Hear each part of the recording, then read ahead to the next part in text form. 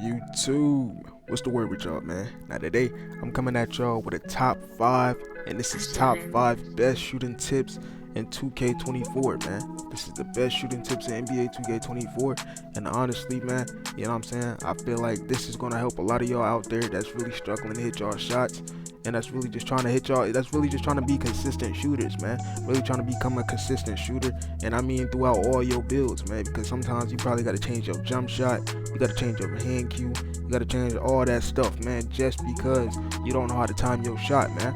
Well, that's gonna end at this video, man. You know what I'm saying? We're gonna go ahead and end at this video.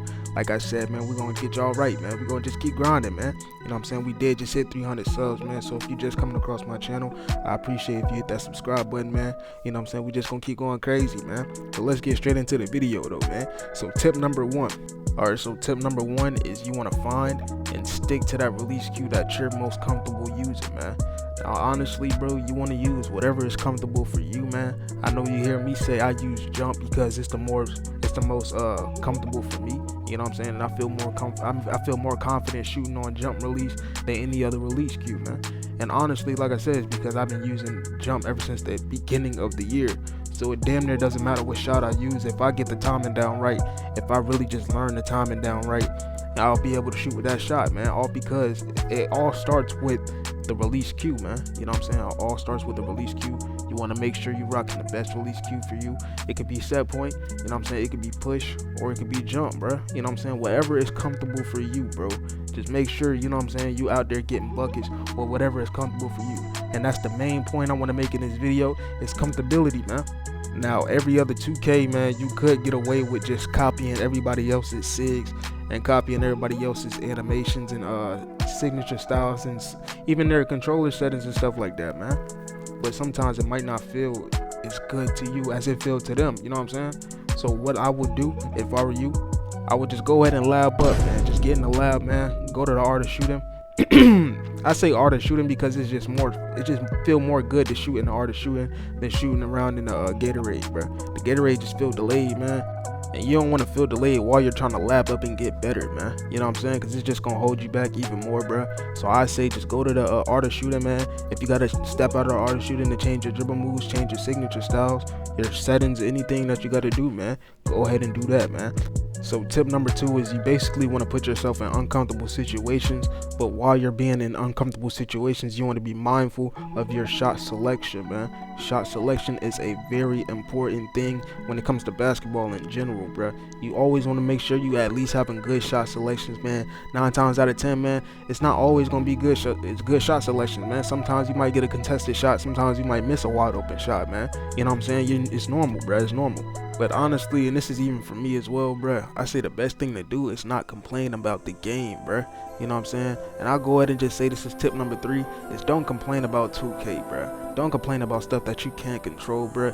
And honestly, man, when it comes to certain shots, man, if you're lagging, bruh, or something like that, bruh, man, you can't control that, bro. You know what I'm saying? You can't control you lagging. So for real, just make the game a lot easier on you and just not complain about stuff that you can't control, you know what I'm saying? And that was just a little quick tip, man, because like a lot of people, even me, like I said, bro, I be complaining about stuff that I can't control. You know what I'm saying? So it just like, if you can't control it, man, why are you even stressing about it, man? It's more so like a mindset thing right there, man. But yeah, bro, so like that's really tip number 3, I think, man. Tip number 3. So we gonna go ahead and go into tip number 4. And tip number 4 is basically you want to use the best jump shot that you can possibly use for your 3-point rating / your mid-range, man. You know what I'm saying?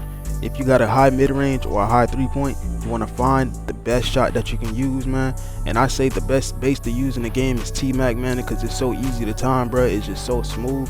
You know what I'm saying? I just want to say that because a lot of people be still using other jump shots. But I'm telling you, if you got at least an 87 mid-range or a 3-point, you can get T-Mac if you're a tall guard, bro. You know what I'm saying? And if you're not a tall guard, you can use, or even not even a tall build, if you can use other shots that's good for you, man, you can look at the specs, man. I made multiple jump shot videos. I made multiple tips and tricks on how to get better at shooting, what you need to do to even craft the best jump shot for you, man. I made a whole bunch of videos on that, man. So that's really it on that. It's just you want to find the best jump shot that you can possibly use for your 3-point rating / your mid-range rating, man. And the last tip, man, tip number 5, is you want to look at your hand cues when you're shooting. Now, I said this multiple times in these videos. Like I just said, I made multiple videos on how to get better at shooting. But like I said, this is very imperative, bro. This is very important because, like, you need to look at your hand cue, or you need to learn your animation of your shot when you green the shot. You know what I'm saying? See, me personally, man, I use my hand cue. I know when to release the ball when it's in the green window. It's very simple once you really break it down. You know, it's just you got to look at the hand cue. It kind of relates into actual basketball if you play IRL basketball and stuff like that. But yeah, man, just a good shot form. As soon as you see the shot is a good form, you just release it, man. As soon as you see it's a good release, just release it. And that's the best way I could put it, man, because that's literally how I go off of it.